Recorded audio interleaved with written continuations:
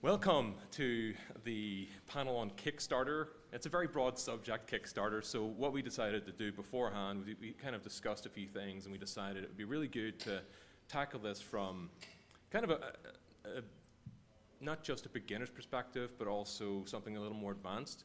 But, you know, not forgetting that a lot of people haven't run a Kickstarter before, so it's good to cover everything. So actually, question, how many of you have run a Kickstarter? Wow, that's a lot of people, a lot more than I was expecting. Oh, yeah, me too. Here we go. Sorry. No problem. Thanks for coming. Used to be me. You guys, So drop your wallet outside? No, I was like caught in the... did you find your wallet? the Oh, good. yes. Nothing worse. Well, thanks for showing up. You guys make my job a whole lot easier. Raise again for my bosses. Who sent a Kickstarter? Yeah. So that's awesome. You guys, see, you already know why you're even here. Yeah. You know what you're doing. Years since I've done a Kickstarter. No, that's great. So it makes it good because a lot of what we'll talk about is relatable to a degree. But like I said, we're going to cover some of the basics too, because you know sometimes it's even when you've done a few things before, you kind of need to bring it back to basics because it's easy to forget that those things are really important. So without further ado, I'll go over what we're going to be talking about. That for 30 minutes, and then we'll do a Q&A in the last 15 minutes. And I was going to send a sheet around and have a bunch of questions, you know, ready ahead of time. Didn't get a chance to do that, so we can do the questions in the middle. I'm assuming there's a microphone that we set up. There Yeah. will be, yes. Okay. I ask any Facebook questions. Perfect. Thank you. So yeah, without further ado, we have our wonderful panel. I mean, do you guys want to introduce yourselves, starting with Anthea, working your way back? Great. Hi, I'm Anthea Sharp. I write young adult fantasy, and I got into Kickstarter in March of 22, which was when Brandon Sanderson did his amazingly huge, epic, $42 million Kickstarter for his 4 books. But I've been watching the platform for quite a while before that, and then I just fell down the rabbit hole. I started the Kickstarter for Authors group on Facebook, and I encourage you all to come and join that group. It's an awesome resource. Hi, I'm Oriana. I'm the head of publishing at Kickstarter. I help people figure out whether the platform makes sense for them, give them strategic guidance, help set them up for success if they think they want to use it. So here to answer all your questions. And all of these, very honored to be on the stage with all these folks who are incredible. My name's Russell Nohelty. I co-wrote Get Your Book Selling on Kickstarter, and with my business partner, we created the Kickstarter Accelerator. I've raised over $500,000 on Kickstarter, and I do a lot of talks on it. I'm Joanna Penn, also JF Penn. I'm the newbie on the panel. I have now done 2 Kickstarters this year, so I only started earlier this year. I did a pilgrimage memoir, and I know there's some backers here, thank you. So I decided to go this way when I wanted to take a risk on a book that did not fit into my existing genres, and I thought, well, if I could make $500 on Kickstarter, that would be amazing. So that one did about, I guess, around $30,000 US, and the one I just closed, called Writing the Shadow, and I know there's backers here, that closed at around sort of $40,000 US.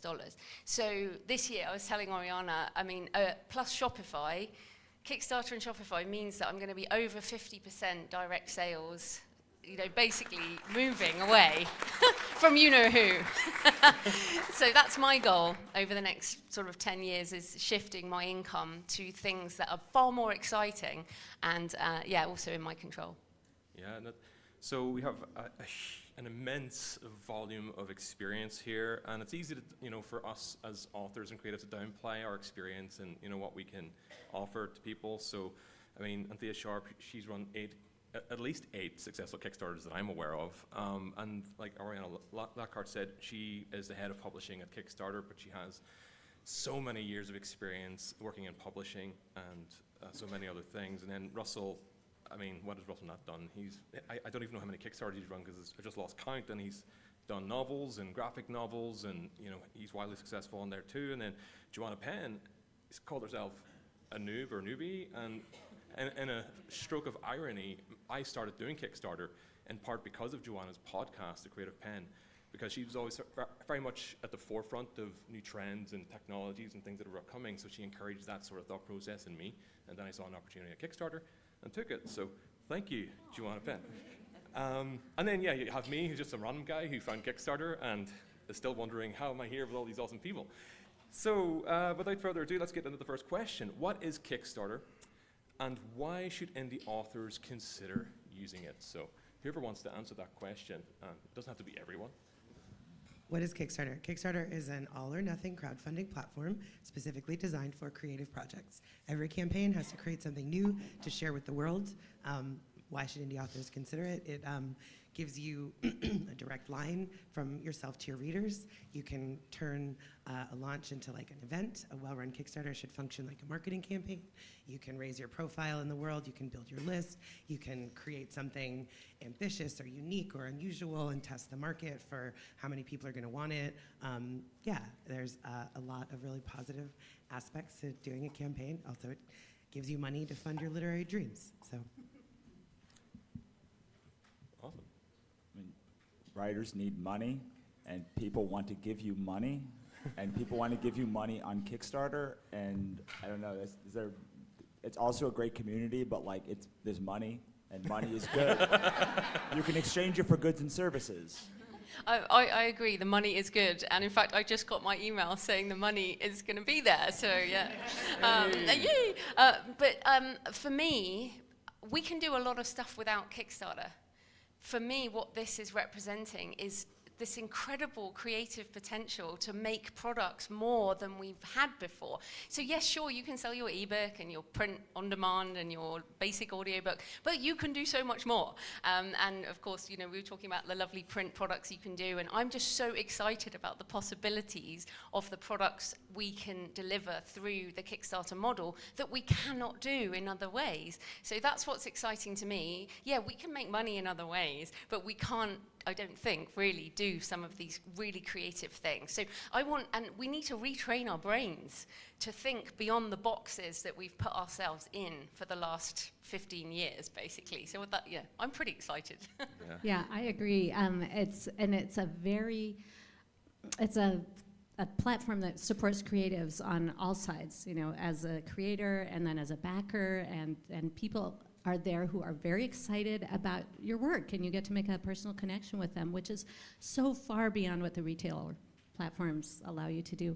And then, like Joe was just saying, so I'm getting ready to gear up for a super deluxe special edition trilogy is going to be my next project, and that would not be possible if I couldn't raise the funds for that on Kickstarter, because it's going to be an offset print run with foiled cover, you know, I'm so excited.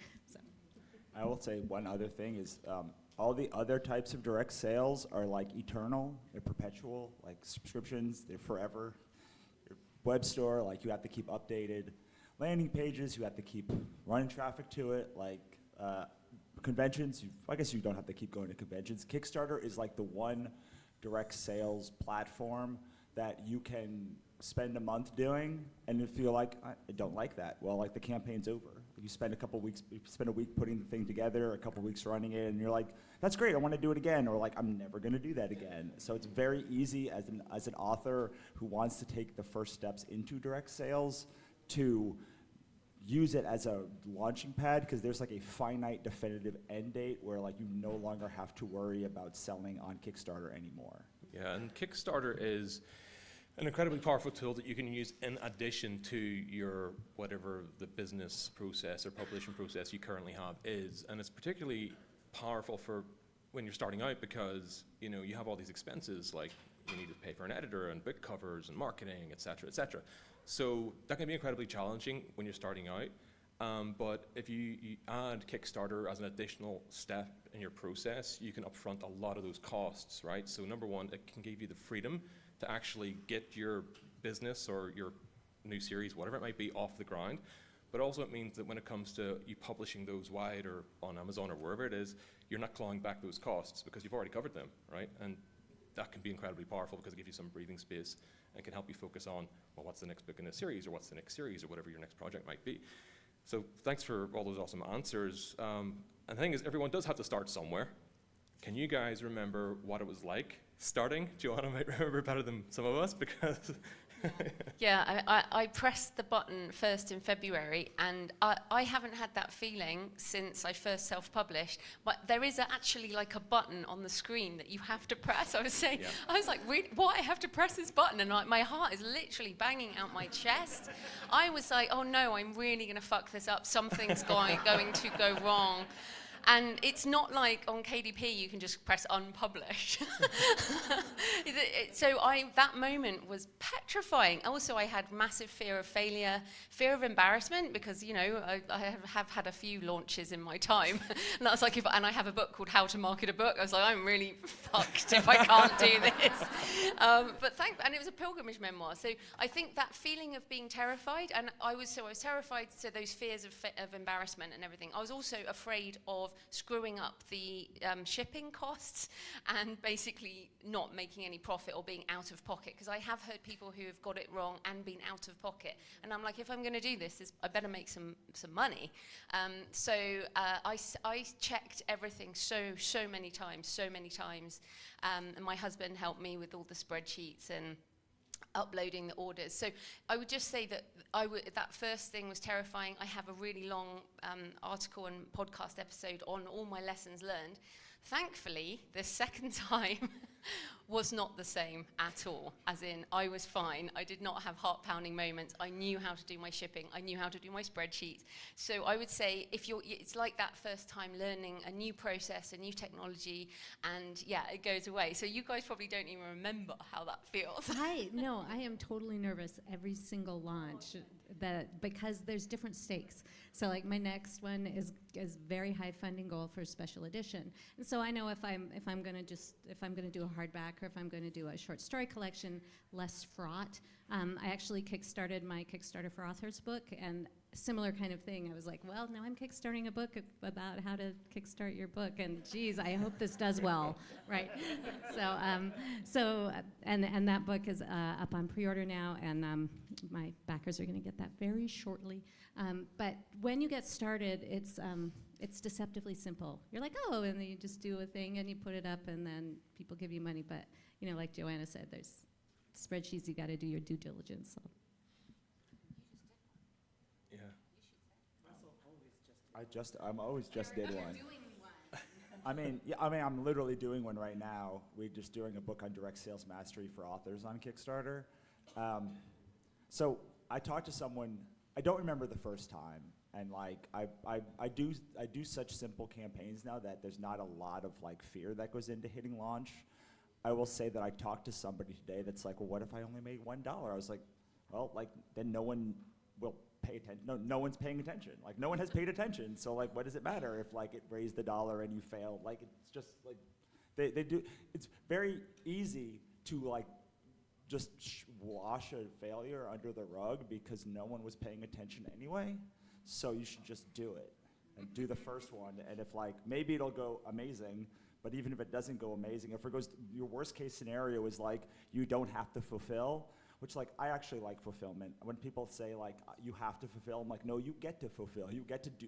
The childhood dream was sitting and signing books for people. So like it's something you get to do.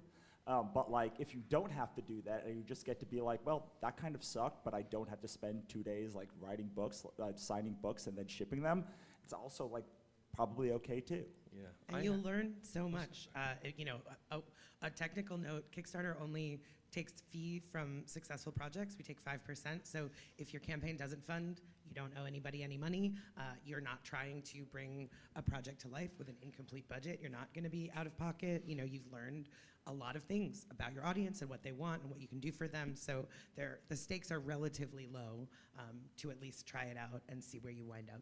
Hopefully that takes the pressure off for anyone who is going to hit launch anytime soon, whether you've done so before or this is your second or third time. Well, I also see, so I'm just going to call out Joe Beal from Microcosm because I see it all the time. Like his projects fail so many times, like all the time. And like what happens is they're like, oh, that was the wrong funding goal. And then just like literally 3 days later, they'll relaunch the exact same project. And the only thing that's changed is like the funding goal is lower to match how much they raised. And I was like, wow, that's like a really, he runs like 10 campaigns, 20 campaigns a year. And it's just like, oh, the failure is just, well, I screwed up the funding goal, so now I'm going back at it. It's not like if you don't do a strong launch on the retailer and then the algorithms will never pay any attention to you and now that pen name is dead. Like Kickstarter does not penalize you for a failure to successfully fund your campaign. You just pick yourself up. And in fact, like not 100% of campaigns fund, right, Oriana? Yeah, here's an interesting stat for you. Let me see if I can do this. The success rate across Kickstarter is something like 42%. The success rate in publishing, I think it was like 61%, but we also measure the success rate for projects with at least 25 backers, and the success rate in publishing for projects with at least 25 backers is 87%.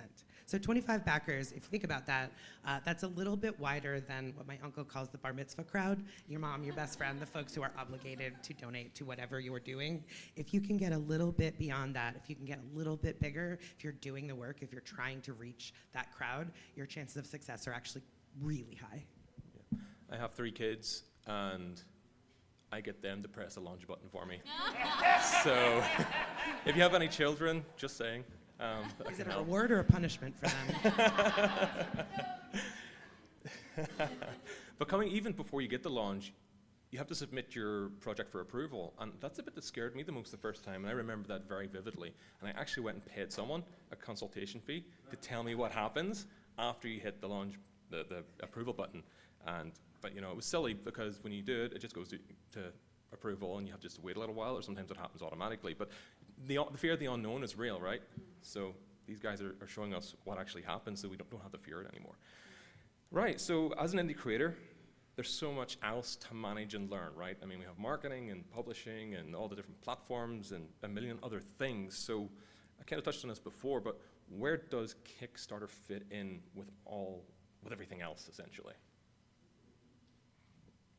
So people often complain that Kickstarter is a lot of marketing assets and a lot of time and energy that needs to be created. What I tell them is those are marketing assets you need to create anyway. Like if you start on a web store, you also need like a blurb and like to know why you're making the book, and like you need an automation sequence, and like all the things that like will go into your Kickstarter are assets you have to create anyway. And most of the time you create them for free, or like not at all, to your detriment. And Kickstarter is a way, if you use it as a first part of your publishing journey, to like get paid to create all of the horrible marketing and sales. And I like that stuff, but it's also just like tedious and like oppressive as well. And then you can take those things that you've made for the Kickstarter and you've tested and they are already successful, and you know they're successful because you're like, wow, these 10 emails led to that many dollars. Or you're like, wow, I need to really rework these Kickstarter these emails because like I made $13, like these are bad. But you have them, and then you can port them to other things. So like our direct sales accelerator, one of the things that I show people is how to take your Kickstarter page and turn it into a landing page, and then also a bundle page on your web store, and then take the sequence that you ran for your books and turn that into an automation sequence that can just lead people to your retailers or your landing pages and all of that stuff. So like, it is a lot of assets that need to be created, but like they're also the assets that you need to run a successful business in direct sales. And I would rather be paid to do that work than to do it for free, or to do it and it costs me money, which is how publishing has worked. I never understood for years how people could be in the red and then launch a book and then just put from faith money until a launch, because until 2019, I'd never not made a profit on a launch. And I eventually made a profit on those books, but like having a book that costs $2,000 and then being like, wow, I'm negative $2,000 and I'm just gonna throw a bunch of money, maybe it will work, but maybe it wouldn't. As opposed to like with a Kickstarter, you're like, wow, I tested all the messaging, I made some money, I tested everything here, and I can now just port this 5 times. And the big thing of direct sales is you make the assets once, and then you use them forever, all of the time, just constantly, and that is what makes it, you amortize it across 20 platforms, and suddenly that work makes it a lot easier to do everything that you need to do. Yeah, I'll agree. The intangibles that you get from working with, putting together a campaign, whether or not it's successful, is they're incredibly useful. As far as the amount of time it takes to do Kickstarter, so I'm running about 4 Kickstarters a year, and my writing is suffering because of it.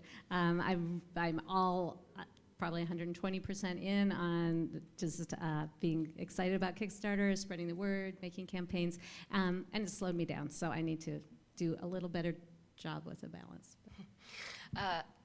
For me, I've never been a rapid release person anyway. So now I'm changing my model to, I want to do 2 extraordinary projects a year.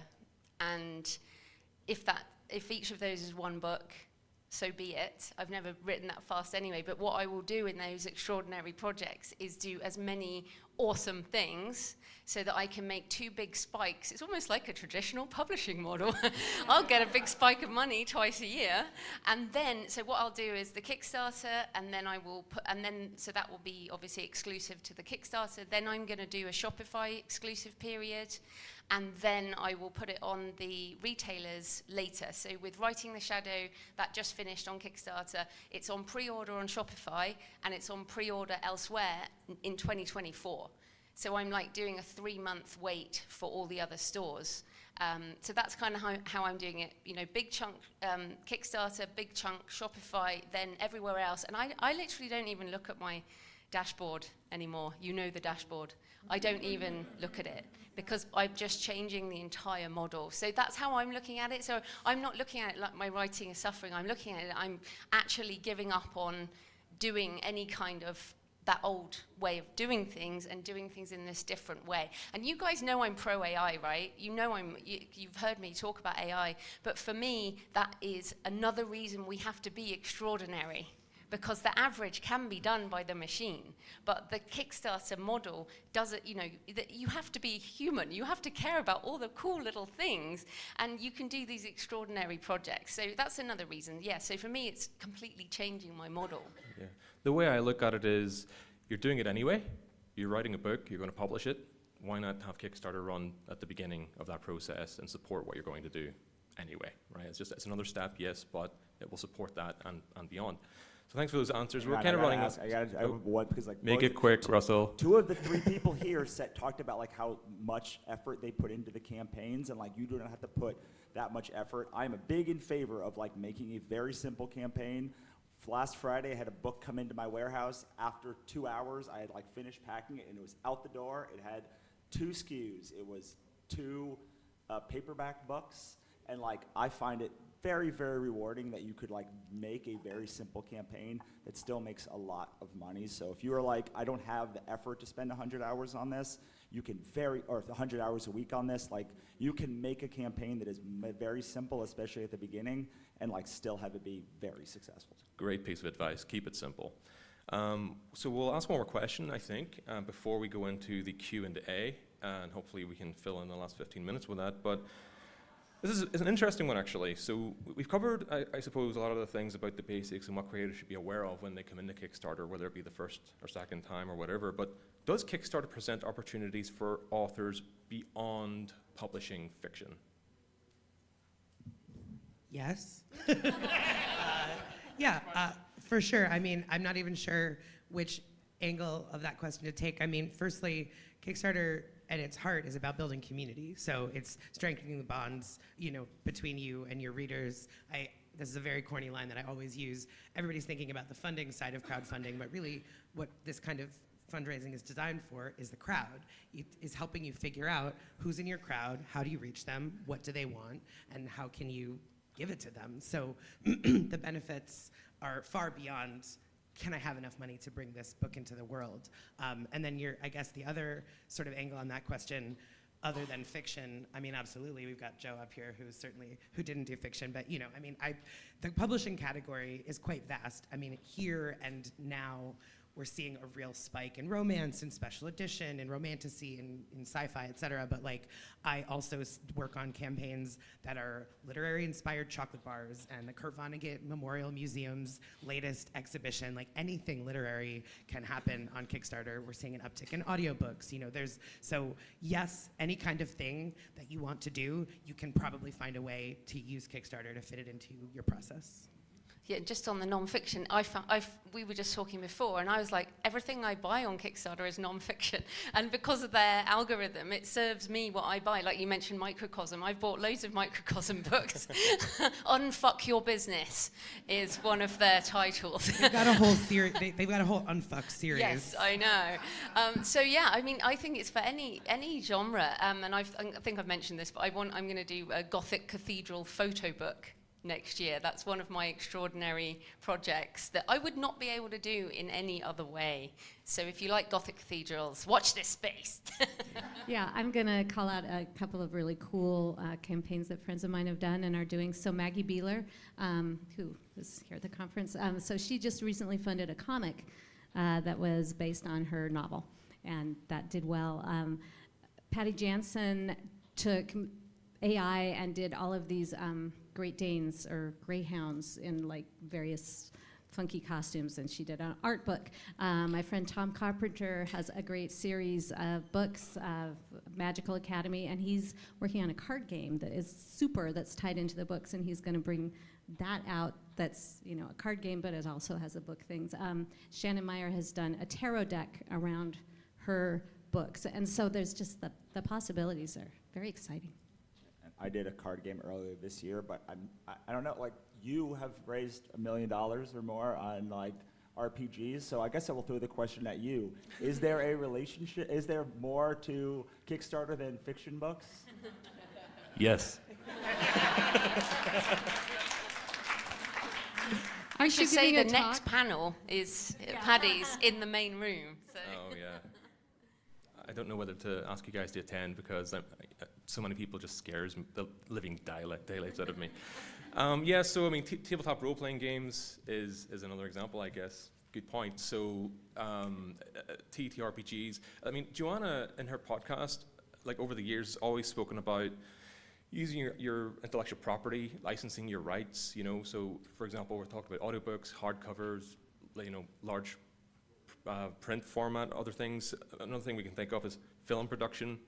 Film rights, I know Jonathan Yanez, he writes science fiction, and he and his wife, Jennifer Yanez, funded a Kickstarter last year to turn their Infinity System series into a short film that was successful. And then that short film went on to win all sorts of awards, and then it's opened up a lot of other opportunities for them to work with different producers and people in Hollywood. So really, it's like, what can you not do? Really, and tabletop role-playing games are awesome because it's still writing, it's still creating books, it's just a different product. And yeah, it's a different ballpark, but it's another opportunity, right? And Kickstarter can help you just go for all these different opportunities. It is incredibly powerful. That brings us to the last 15 minutes then, so thank you. We have time for a bunch of, well, we'll thank them all anyway. Thank you. Yeah. We'll thank them after. We got questions first. So 15 minutes of Q&A. If anyone has any questions, go to the microphone, let us know, and we'll do our best to answer them.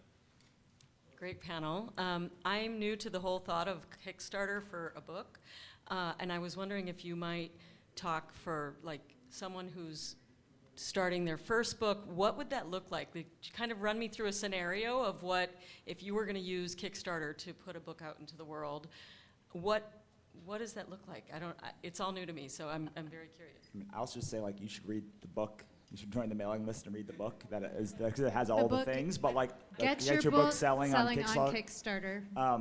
And you would, so like I would be simple. So I would have like a ebook, a paperback, and I would have maybe like a pin or something, very simple. Have like put, there's like like if you're doing fiction, it's like the way we say is like 3 questions at the top to get people into it, a blurb, what the world is like, what makes it special, what the characters are, and like why you're here, like why it's important, like why I should care. And then you need a couple of tiers, usually like between 3 and 10 tiers. I would, again, be as simple as humanly possible because you have no data. Like what you are trying to do on your first campaign is get data. Yes, money is good data. Like the best data is money, but like what you really want is the data of whether your people care about it and how much work you have to do. I would way rather you say, man, I wish I had like added these 5 things, because it means you're going to come back to Kickstarter. And one of the biggest problems that the fiction category and the publishing category has is people come, they do one campaign, and then they never come back, or they come back 5 years later, and they're like, why can't I do this consistently? And it's because like you have to build the community, and part of building the community is showing up in the community and doing the thing. So I'd way rather you say, man, I really screwed the pooch by not like offering enough and not doing more and not being more involved, than saying I dropped $5,000 on art and sprayed edges and all of these things, and like it took me 5 weeks to fulfill, and like I'm never doing that again. Like make it as simple as possible so you do it again, and then like under promise, over deliver. The number one thing that people fail at Kickstarter is they deliver subpar books. Every time that someone complains to me that the Kickstarter campaign, that the Kickstarters are not like doing as well, it's either because their campaigns look like every other campaign, they don't have something that like is special about them, or their books were bad. Like they just did not do good books. Well, like. Really quick, because I see how many people are lined up. Kickstarter has a lot of resources. So kickstarter.com/creators/publishing. So I curate that publishing resource page. We got a budgeting article by Russell. There's how to write a press release, 96 reward ideas you haven't thought of, a bunch of videos of me doing talks, whatever, lots of resources. And then 2, choose 5 campaigns on the site, back them right now, just for $1. Find and follow the creators out in the world. Start watching what other people are doing so that you can copy all the best tactics. Thanks. So we'll limit sorry we have to move on, but we'll limit the answers to 1 answer per question going forward. And I'm going to have the next question, please. Because Kickstarter is an acute spike rather than a year-long tail of revenue, have you found that there's any seasonality to it? Like never launch a campaign in January because everyone is tapped out from holiday spending and you only get $5 backers, or anything. I'm making stuff up. I can do that really quickly. So here's the general trajectory on Kickstarter. People have a money hangover in January. Early January, it's very quiet. February starts to tick up. March is very busy. April's very busy. May, June, July, August, it slows way down again because it's the summer. September, October are our busiest months. You want to be done by Thanksgiving, a little bit before, because December is actually not a good time, especially if it's your first campaign. It's hard to make noise in December. If you back a campaign, there's not going to be anything to put under the tree or next to the menorah, et cetera. So it's a little quiet then. But the right time to do a campaign other than December is when you're ready, because there's pros and cons to being on the site when it's slow versus when it's busy. When it's busy, lots of random browsers, but lots of competition for those eyes. When it's slow, you can often stand out a lot more. You can maybe get in more newsletters. You can be higher in the algorithm. So like, it matters. Think about it. Also, like, don't launch on July 4th or like, whatever. But really, you should do it when you're ready, and the rest will kind of solve itself. Thanks. Next question. It was suggested to possibly use Kickstarter to fund the creation of a novel. For context, I have a manuscript. I have low double-digit followers of newsletter, Discord server, and podcast. But basically, I don't really have publicity. How would I drum that up from the beginning? You're going to need your cover art done before you do a Kickstarter. 99% of the time. There's people who've funded brand new books with some dummy mock-up covers, but for the most part, backers are going to need to see what they're getting, and people do judge books by their covers. So before you launch a brand new project and try and get a debut novel out, put out the money for your cover. Thank you. Next question. I have one toe, not a whole foot, but a toe in the comic book world, and I hear from some people that I know in that world that Kickstarter is more and more a place where those types of readers are finding new content, stuff they haven't seen before. And I'm wondering, 1 is, can that be the same for fiction, for novels? And 2, does that mean that if the strategy is right, simple, small goal, does that mean that the author doesn't have to bring a huge crowd to their list to Kickstarter? Does that make a better opportunity to capture those new eyeballs? So for a publishing campaign, something like 15 to 30% of your backers are likely to come just from the Kickstarter ecosystem, just from being on the site. Comics is a little higher, maybe 20 to 40%. The Kickstarter algorithm works on attention. So if a lot of people are coming, you're going to get higher in the results. Our algorithm says, oh, people like to see this, let's show it to more people. So you do need to bring some amount of audience that will be compounded by being on Kickstarter, but it's got to start with you. Does that answer your question? Yeah, pretty much. What I'm wondering though too is about the goal. Keeping it simple with a small goal. You want to make sure your ambition matches your reach. That's really the biggest thing. Like, if you are an emerging author, don't try to fund a $50,000 deluxe leatherbound. Yeah. Think about who's in your audience, how they're going to come out for you, and try to find that balance between what you need and what you can get. Great, thanks. Next question, thank you. Thanks for the panel. This has been great. I've run a few Kickstarters, so I'm fairly confident in producing a decent Kickstarter page. My problem is always bringing my own audience. So for my next Kickstarter is going to be the best one possible, right?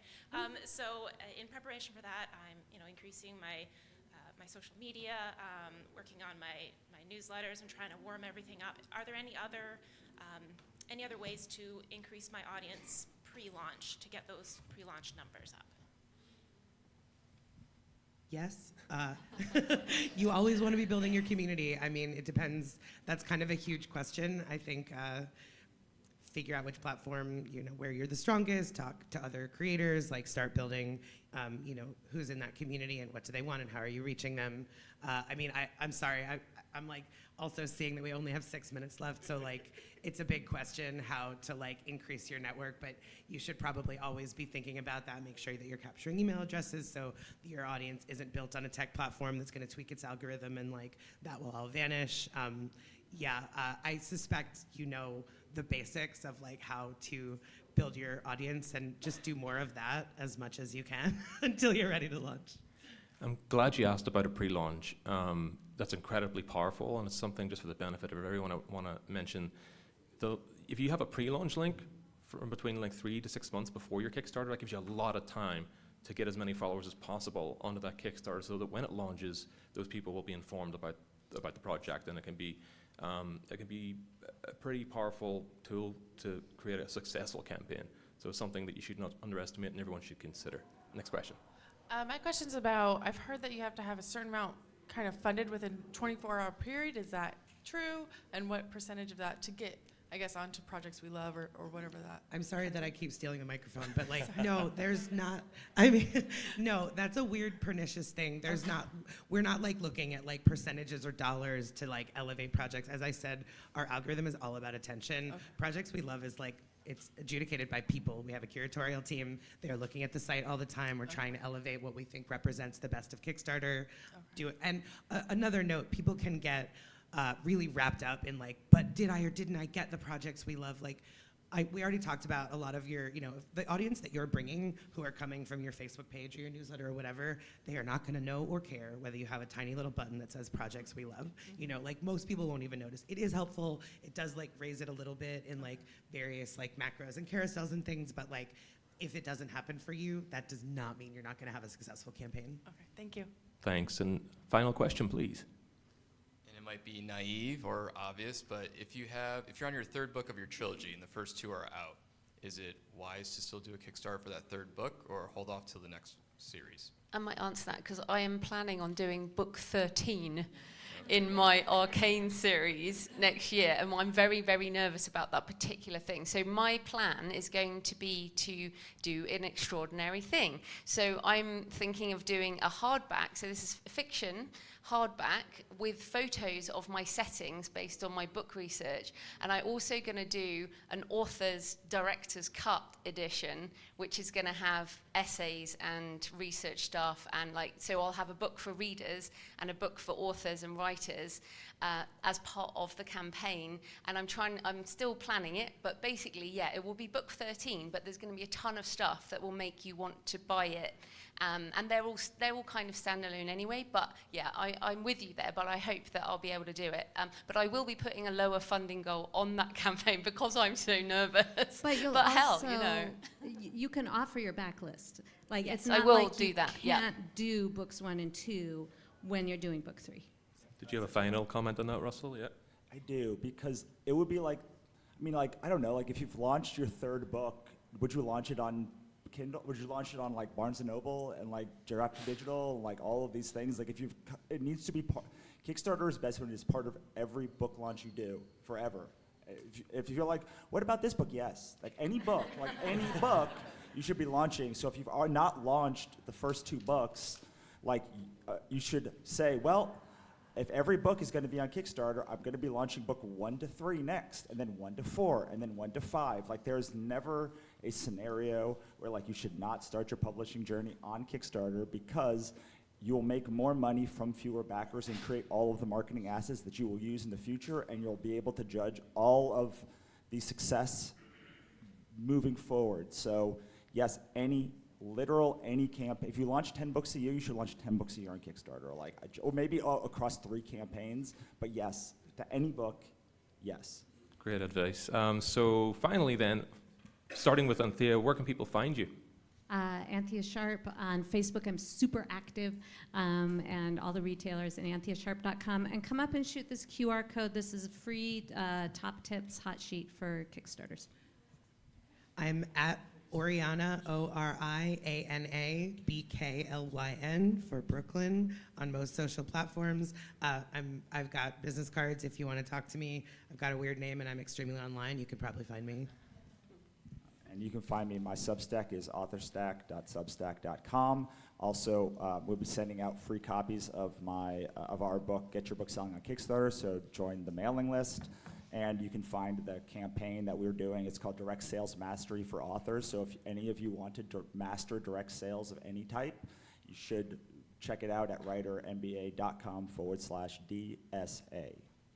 And thecreativepenn.com. And Russell is on the Creative Penn podcast on Monday, where we will be talking about Kickstarter and direct sales. So listen in on Monday to hear our already recorded conversation. That's awesome. Yeah, thanks our panelists.